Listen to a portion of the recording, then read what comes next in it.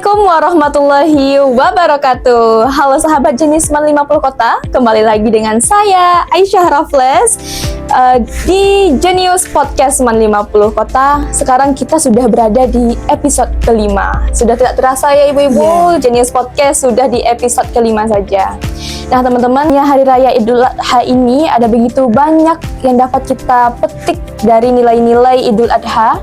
Tidak hanya tentang bagaimana cara kita berkurban, tetapi kita juga belajar bagaimana tentang ikhlas, cinta, dan bertakwa kepada Allah. Dan pada episode kali ini, teman-teman, Genius Podcast Man 50 Kota, kita akan mengupas tema yang sangat menyentuh hati, yaitu Idul Adha dan nilai keikhlasan dalam pendidikan dan kehidupan generasi muda. Dengan narasumber kita yang hadir pada hari ini. Halo ibu-ibu semua. Halo Aisyah. Bagaimana kabarnya hari ini, Ibu? Alhamdulillah sehat. Ibu bagaimana kabarnya, Bu? Alhamdulillah. Alhamdulillah. Nah, Ibu, teman-teman semuanya di sini sudah hadir Ibu Wakil Kurikulum 50 Kota, Ibu Nelvia Nalfitri, dan juga Guru Fikih 50 Kota, Ibu Witma Irna. Oke, boleh disapa dulu teman-teman kita yang ada di rumah, Ibu? Halo teman-teman. Halo, oke Ibu. Narasumber kita hari ini akan berbagi tentang pandangan, pengalaman, dan pesan-pesan yang bermakna untuk kita semua, teman-teman. Ibu berbicara Idul Adha tentu tentang pengorbanan dan keikhlasan. Gini tentunya ya Ibu. Nah, bagaimana sih Ibu kurikulum yang ada di madrasah mengintegrasikan nilai-nilai keikhlasan dan pengorbanan dari peristiwa Idul Adha ini? Baik Aisyah, terima kasih atas pertanyaannya. Di Man 50 Kota kita tentang keikhlasan dan pengorbanan ini itu dipelajari melalui pendidikan agama, kemudian ada akhlak, setelah itu ada pembiasaan terhadap siswa Man 50 Kota. Jadi di sini seluruh stakeholder yang ada di Man 50 Kota ikut serta dalam mengajarkan bagaimana tentang keikhlasan, disiplin, tanggung jawab, pengorbanan. Jadi di dalam mata pelajaran ya, betul. Khususnya itu ada tentang fikih, itu masalah kurban itu dipelajari di kelas 10 semester 1. Jadi di sini di dalam kurikulum disampaikan bahwa pengorbanan itu tidak saja misalnya dalam bentuk sejarah SKI, tidak saja bagaimana cerita antara Nabi Ibrahim dengan Ismail, bagaimana berkorbannya seorang ayah terhadap anak, kemudian anak karena ketaatan dan kepatuhannya kepada ayah, dia melaksanakan perintah Allah. Jadi terhadap siswa juga diajarkan bagaimana caranya pengorbanan itu diajarkan dengan konsep memahami keikhlasan itu diterapkan dalam tindakan nyata. Misalnya kita ada berinfak, gitu ya, ada melakukan dengan pembiasaan sholat berjamaah, kan itu merupakan tanggung jawab dan rasa disiplin terhadap siswa.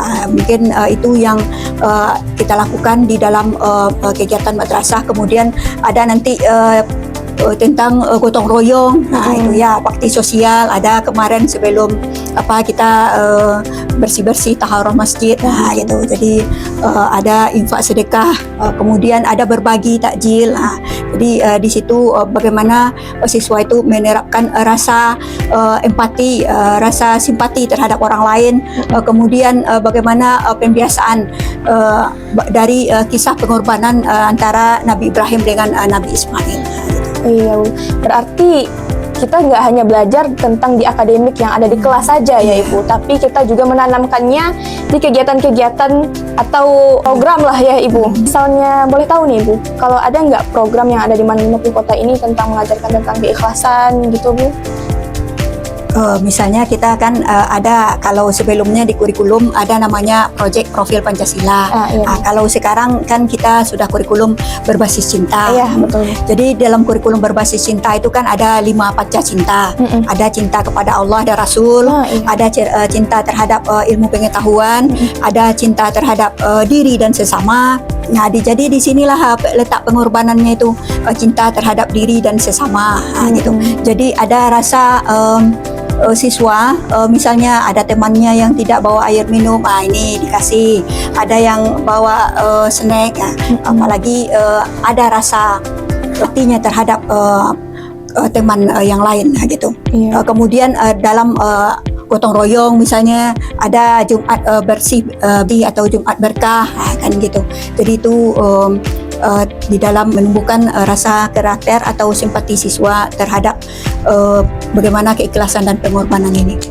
Itu kalau misalnya berdasarkan kurikulum berarti sudah menyiapkan itu untuk membangun keikhlasan untuk siswa ya Ibu berarti. Oke Ibu, terima kasih Ibu. Oke, sahabat Jenius Man 50 Kota, setelah mendengarkan nilai keikhlasan yang ditanamkan melalui pendidikan di madrasah, sekarang kita akan melihat dari sudut pandang ilmu fikih Islam. Nah, karena Idul Adha bukan hanya sekedar tradisi tahunan ya Ibu, tetapi juga ibadah besar yang maknanya itu sangat berarti dalam kehidupan. Oke Ibu. Baik, sahabat inspiratif Jenius Podcast Man 50 Kota, kita tidak hanya belajar dari kurikulumnya, tentu, tapi kita juga harus melihat dari sudut pandang agama itu bagaimana sih? Nah, untuk itu mari kita langsung tanyakan kepada Guru Fikih Man 50 Kota tentang pandangan fikih Islam, apa makna utama keikhlasan yang dapat dipetik Ibu dari ibadah kurban pada Hari Raya Idul Adha ini? Baiklah, kalau kita berbicara nilai keikhlasan tentang kurban dalam mata pelajaran fikih, nilai keikhlasan yaitu merupakan suatu wujud ketundukan mutlak seorang manusia terhadap Allah. Ya, betul. Yang pertama dengan menahan egonya, yang kedua dengan melepaskan keterikatan dengan harta, yang ketiga rela berbagi sesama tanpa mengharapkan pujian dari manusia. Adapun dalam ibadah kurban ini melatih bagaimana kita bisa membersihkan hati, melapangkan dada kita dalam menjalankan ketaatan kepada Allah. Adapun nilai-nilai keikhlasan ini dari sudut fikih kita tengok ada 4 saja. Yang pertama itu ada nilai keteladanan antara Nabi Ibrahim alaihissalam dengan Ismail alaihissalam anaknya, yang mengajarkan bahwa kecintaan yang tertinggi kepada Allah diletakkan di atas segalanya. Itu yang melebihi. Keikhlasan lahir batin ini seseorang bisa mewujudkan dengan ikhlas mengorbankan sesuatu kecintaannya di dunia ini demi ketaatan. Nah, itu yang pertama. Yang kedua, melatih kepedulian sosial. Dengan melatih kepedulian sosial ini akan mengikis rasa kesombongan kita terhadap harta yang kita miliki. Kita mau mendistribusikan, berbagi kepada sesama tanpa mengharapkan pamrih, tanpa mengharapkan pujian. Itu hablum minallah ini bukan hablum minallah saja, tetapi hablum minannas juga. Yang ketiga adalah melepaskan ego dari materialistis ini, dari harta. Menyembelih hewan kurban secara filosofisnya adalah itu menyembelih sifat kebinatangan yang ada pada manusia. Dari ama, rakus, hubud dunia, yang akan kita lepaskan dari diri kita. Yang keempat itu adalah beramal tanpa pamrih. Tidak ada mengharapkan balasan apapun dari sesama kecuali mengharap ridha Allah. Itu ada di dalam surat Al-Hajj ayat 37 yang berbunyi, A'udzubillahi minasyaitonirrajim, Bismillahirrahmanirrahim. La yanalallahu luhumuha wala dima'uha walakin yanaluhu taqwa minkum. Daging-daging kurban, darahnya tidak akan sampai kepada Allah, tetapi yang bisa sampai kepada Allah, walaki yanaluhu taqwa minkum, adalah ketakwaan di antara kamu, itulah yang sampainya kepada Allah. Dengan kesimpulan, berarti dalam adanya ibadah kurban ini kita bisa melaksanakannya mempedomani kepada Nabi Ismail dan Ibrahim, melepaskan ego kita dari hubbud dunia dan cinta kepada harta. Oke, terima kasih Ibu. Berarti dari yang Ibu sampaikan tadi, bahwa dari kita berkurban itu yang sampai kepada Allah itu bukanlah daging dan darahnya, ya betul? Iya. Tapi adalah ketakwaan dan ketulusan hati kita dalam berkurban ini. Disitulah letaknya nilai keikhlasan Betul sekali. orang yang berkurban. Itu yang kita garis bawahi. Jika ada kelebihan rezeki, makanya kita bersiap-siap untuk berkurban. Karena Idul Adha, Idul artinya kembali, Adha artinya berkurban. Jadi kita kembali berkurban atas dengan rezeki yang diberikan Allah setiap Lebaran Idul Adha. Iya. Karena setiap harinya kan pasti kita selalu diberikan rezeki Allah gitu ya Ibu. Untuk mewujudkan kita supaya tidak sombong akan rezeki itu, makanya ada diwujudkan melalui kegiatan berkurban ini, yaitu Idul Adha. Oke, berarti dari kisah cinta seorang hamba kepada Robnya, yaitu dari Nabi Ismail ya Ibu. Nah, itu filosofinya itu bagaimana sih Ibu? Adapun filosofi tentang kurban, karena di dalam buku fikih sunnah M13 kalau Ibu tidak salah, karena Nabi Ibrahim ini telah sekian lama dalam kehidupan keluarga tidak mendapatkan keturunan, tapi di hati Nabi Ibrahim kok terlintas, jika saya diberi Allah rezeki, walaupun diminta saya akan memberikan. Itu tersirat di hati, tidak disebutkan. Setelah Nabi Ibrahim ini mendapat keturunan seperti Ismail, Allah tagih karena kata-kata adalah janji. Nah, janji wajib ditunaikan. Paling berharga di kehidupan kita sekalipun, tapi karena Allah kita mampu memberikan segalanya gitu ya Ibu. Dari cerita Nabi Ismail dan Ibrahim tadi.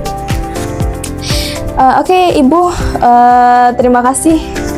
Ada nggak Ibu pesan yang ingin Ibu sampaikan kepada siswa-siswi yang ada di rumah maupun dimanapun ini tentang semangat berkurban ini Ibu? Tidak hanya dimaknai secara materi, tetapi juga sebagai bentuk keikhlasan beribadah dan berbagi kepada manusia.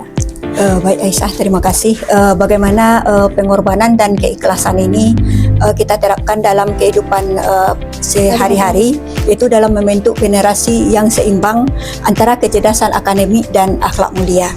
Ketika siswa dididik dengan pendekatan kasih sayang, penghargaan dan keteladanan, mereka akan tumbuh menjadi pribadi yang memiliki empati, memiliki tanggung jawab dan keikhlasan dalam bertindak. Keberhasilan pendidikan bukan hanya diukur dari nilai akademik, tetapi juga kemampuan siswa dalam menghormati orang lain, peduli terhadap lingkungan, serta mampu berbuat tanpa mengharapkan pujian. Dengan demikian, madrasah dapat melahirkan generasi muda yang cerdas, berkarakter, bermanfaat bagi masyarakat dan alam sekitar, apalagi saat sekarang ini yaitu memasuki abad ke-21, generasi milenial. Iya Bu. Jadi mudah-mudahan dengan adanya pengorbanan ini bisa seluruh siswa dan siapapun yang ada merasakan bahwa bagaimana pengorbanan yang diajarkan oleh Nabi Ibrahim dengan Nabi Ismail dapat tertanam dalam kehidupan sehari-hari dan tertanam dalam diri sendiri.